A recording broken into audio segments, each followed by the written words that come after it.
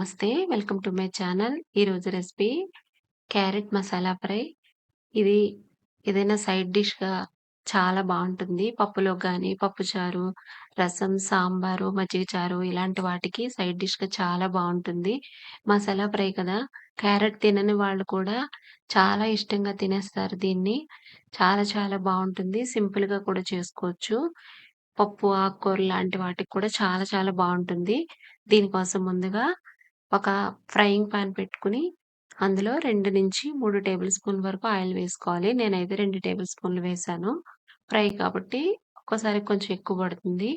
ఒక tea spoon వరకు పచ్చిశనగపప్పు, ఒక హాఫ్ టీ స్పూన్ మినపప్పు, కొద్దిగా జీలకర్ర, ఆవాలు వేసుకొని ఫ్రై చేసుకోవాలి. ఇవి బాగా ఎర్రగా వేగేంత వరకు వేయించుకొని, ఒక ఎండుమిరపకాయని కట్ చేసుకొని వేసుకోవాలి.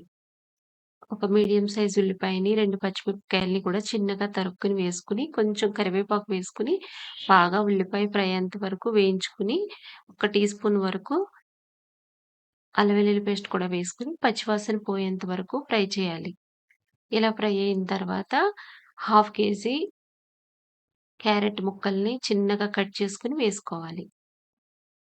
కొంచెం చిన్న సైజ్ ముక్కలు కట్ చేసుకుంటే త్వరగా వేగుతుంది. ఇప్పుడు ఒకసారి కలిపేసుకొని, తగినంత సాల్ట్ కూడా యాడ్ చేసేసుకొని, ఫ్రై చేసుకుంటే తొందరగా మగ్గిపోతాయి క్యారెట్ ముక్కలు. మీడియం ఫ్లేమ్‌లో పెట్టుకొని, మూత పెట్టుకుంటూ, మధ్య మధ్యలో కలుపుకుంటూ, మూత పెట్టుకుంటూ ఫ్రై చేసుకోవాలనమాట. కొంచెం చిన్న సైజ్ ముక్కలైతే ఈజీగా కట్ అయిపోతుంది. ఈజీగా ఉడికిపోతుందనమాట. ఇలాగా 2గా కట్ అయ్యేంత వరకు ఉడికించుకోవాలి. ఇప్పుడు కొంచెం కారం, పసుపు, జీలకర్ర, ధనియాల పొడి కూడా వేసుకొని ఒకసారి ఫ్రై చేసేసుకోవాలి. ఇలా బాగా ఫ్రై అయిపోయి